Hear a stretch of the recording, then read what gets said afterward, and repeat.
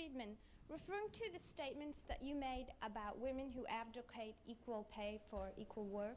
Gee, I thought I'd get a rise out of that sooner or later. Delighted to have it. Yes, okay, I just would like to know if you're insinuating or perhaps, point blankly saying that women and other minorities' skills are inferior to those of those now holding those jobs, and that they need to go through a period where their skills need to be improved and therefore deserve to be paid less? No, I don't think desert has anything to do with it. I'm not, first of all, I think desert is an impossible thing to decide. Who deserves what? Nobody deserves anything. Thank God we don't get what we deserve. But I'm not saying that at all. I'm saying a very different thing. I'm saying that the actual effect of requiring equal pay for equal work will be to harm women. If women's skills are higher than men's in a particular job and are recognized to be higher, the law does no good, because then they will be able to compete away and can get the same income. If their skills are less for whatever reason, maybe it isn't because it's their sex, maybe it's because they were out of the labor force, maybe it's for other reasons, and you say the only way you are able to hire them is by paying the same wage, then you're denying them the only weapon they have to fight with. If the unwillingness of the men to hire them is because the men are sexist,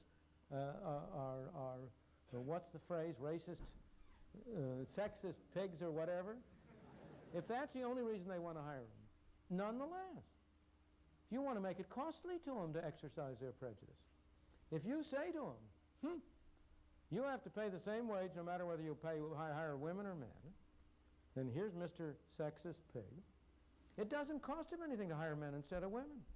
However, if the women are free to compete and to say, well, now look, I'll offer my work for less, then he can only hire men if he bears a cost. It's the same exact argument for a minimum wage, right? He's doing the same thing, the equal pay for equal work thing. It's, the same argument is made for, if you have somebody that has low skills, and whatever that person may be, and there's a minimum wage that's set, and the person's skills don't equate to justifying paying that wage, they don't have a bargaining chip. They don't have a horse in the race. They can't say, well, okay, I know I don't have the experience. However, I'll come in and I'll do it for whatever, this amount less. This guy, you're paying this guy $15 an hour.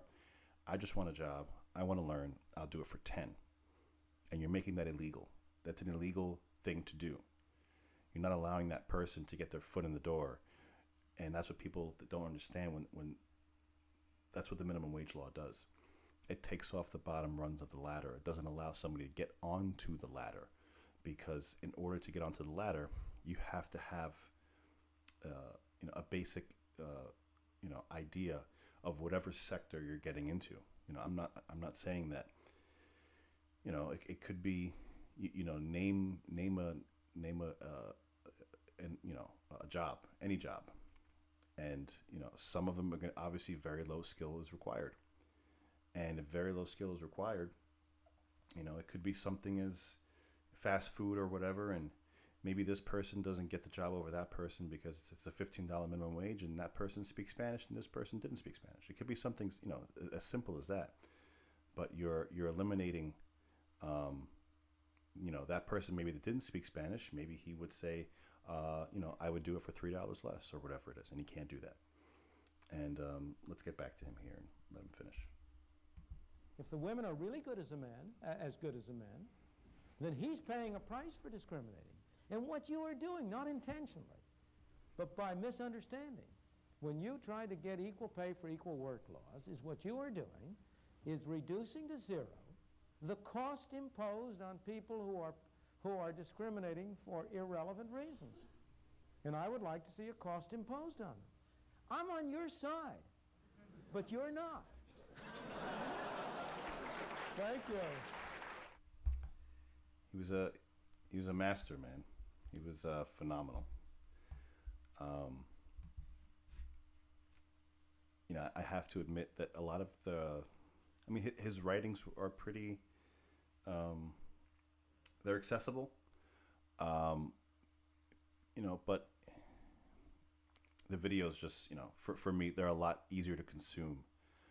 And I've pretty much consumed just about everything there is having to do with him. His Free to Choose series is phenomenal. And yeah, we'll take you through it. So guys, thanks a lot for coming out. Like, share, subscribe. Appreciate the time.